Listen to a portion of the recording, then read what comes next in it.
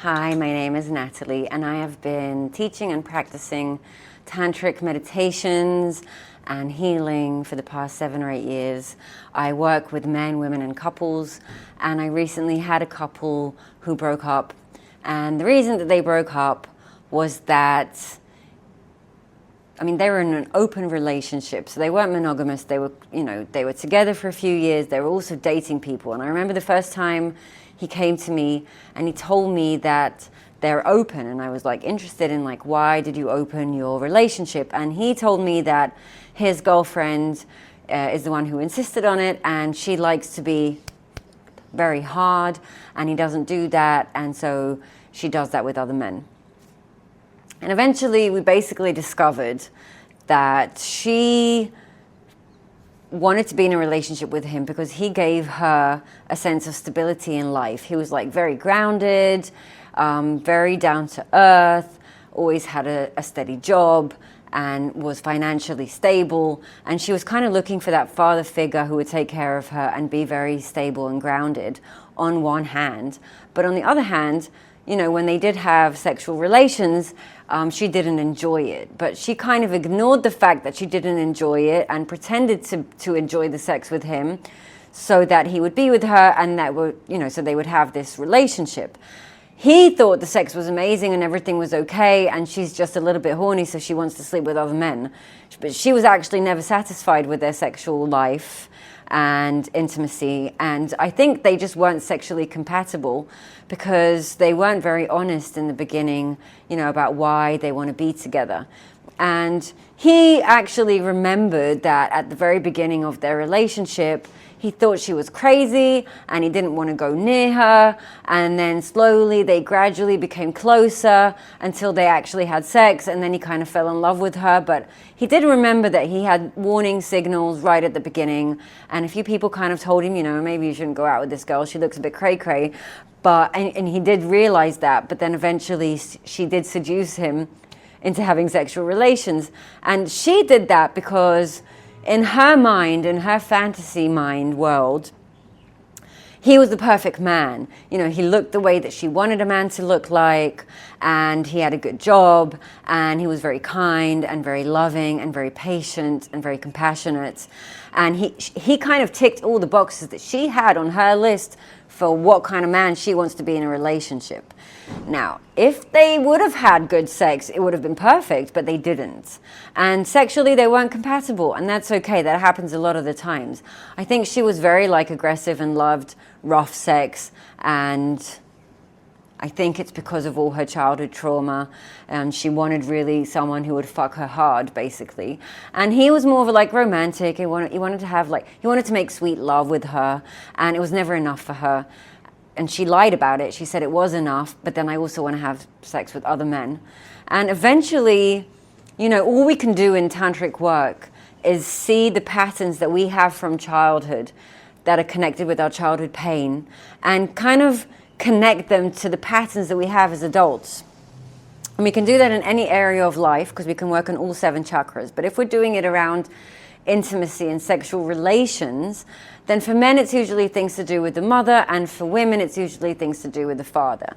Now in this case, he didn't grow up with a mother because she was very sick when he was growing up, and then she died, and he was left with his father and brother. She grew up in a family of narcissists, so they never saw her.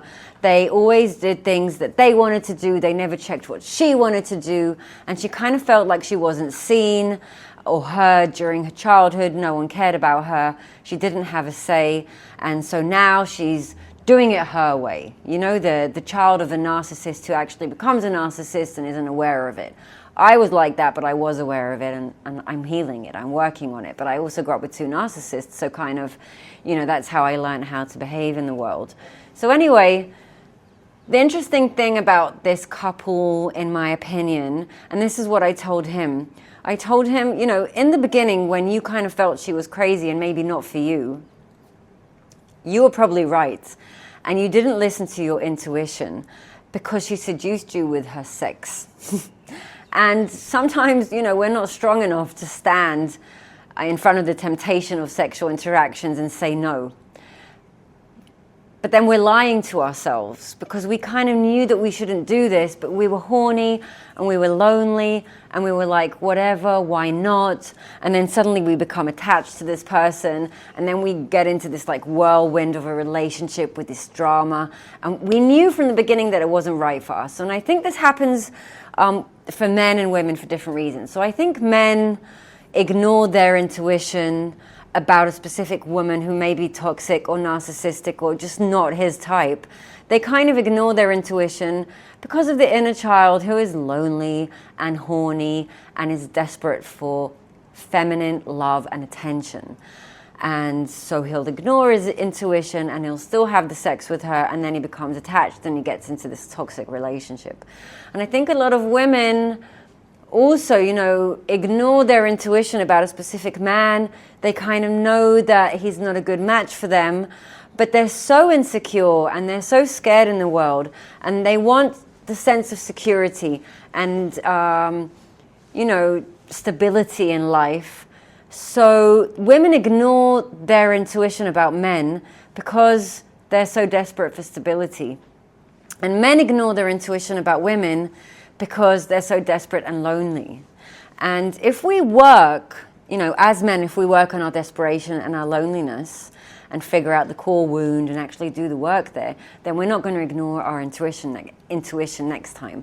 And if as women, we learn how to build our own stability, how to build our own self-confidence without having to lean on a man, maybe we won't be so desperate in the future, and we'll follow our intuition and not get into these toxic relationships and actually learn how to recognize them before they even begin.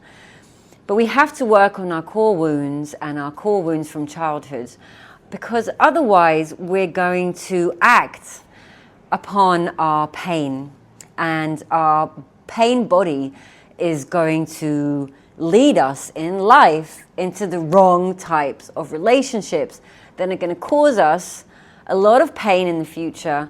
And these things can go on for years, because this couple was together for 4 years. Now they've broken up and they've realized all these things, and I think it's a very good thing. But I've also worked with men and women who have been in this kind of relationship for like 20 years. They have 3 kids, all their finances are kind of combined together, and they don't know how to get out of it, because they made the wrong decision when they were young based on their pain and their core wounds, and they weren't aware of this, and now 20 years after they're kind of stuck. So I think that's maybe one of the main reasons it's very important for us to discover and find out what our core wounds are, what kind of patterns and pain patterns we have from childhood to do with sexuality and intimacy and relationship, so that we don't get into these toxic relationships. And I call them toxic not because one person is toxic and the other one's their victim. They're toxic because we both entered the relationship for the wrong reasons. We both ignored our intuition, and we both let our pain body choose this relationship for us instead of seeing it for what it is, which is, not compatible relationship or partnership at all.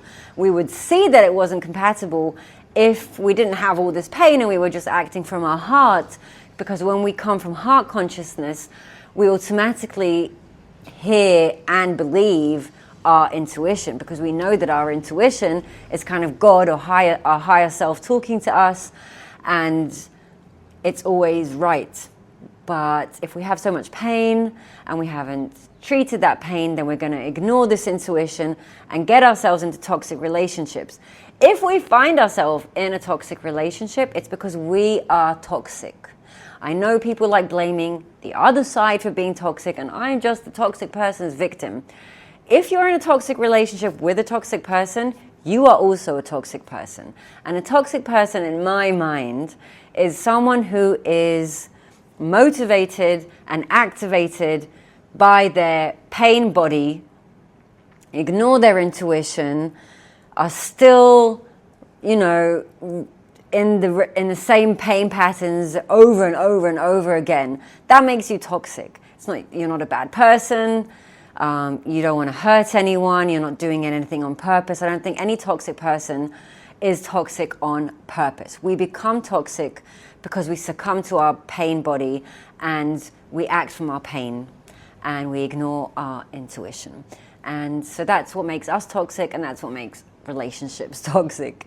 And if we don't want to be in toxic relationships anymore, first of all, we have to stop being toxic. And to do that, we have to heal ourselves. And yes, I'm a healer and I work with people, but at the end of the day, we are the ones who can heal ourselves. And if that means going to a therapist or to a healer and starting to work on these things, whether it's tantric healer or just a regular healer or whatever kind of healer you want, but starting to work on our pain patterns that have to do with relationships, intimacy, and sex. It can be by just starting to be more honest, starting to listen to myself more, starting to listen to my intuition. Meditation helps to hear the intuition a lot clearer and to know when it's just a voice in my head and when it's my actual intuition talking to me. So meditation can help. Talking to other people about these things helps a lot. It can be friends, family. Usually when it's someone you don't know, it's easier because you don't know them and you can just open up. So that's from my experience. But if I recognize that I have been in many toxic relationships in my life, that is a sign that I am a toxic person as well. And I should start taking care of myself and healing myself. And with men, it's kind of like, a lot of the healing has to do with like reconnecting to the men's feminine energy, because men have masculine and feminine energy. So reconnecting to the feminine energy. And sometimes just by reconnecting to that feminine energy, I'll be less desperate to find it from the outside from a woman. And that doesn't mean that I won't want to date women in the future. It just means I won't come from a desperate energy, and I will come from a more fulfilled energy, and I'll have actually something to give and not just want to take.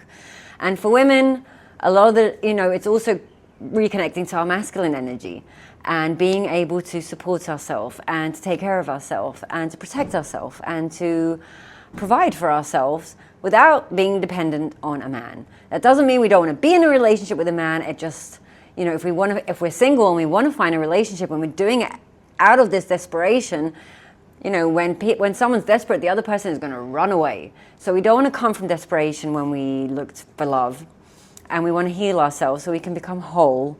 And when we're whole, we can attract the right partner into our life. So that's what I wanted to talk about today. If you like this video, please subscribe and like and share or whatever you do on YouTube. And I will upload more videos in the future. I appreciate you listening. I hope this helped, because for me, talking about it like this helped understand it even more, because just like you, I also have toxic traits and a lot of pain, and I'm doing the work. So I hope you're doing the work too. And yeah, thanks for listening, and I'll see you soon.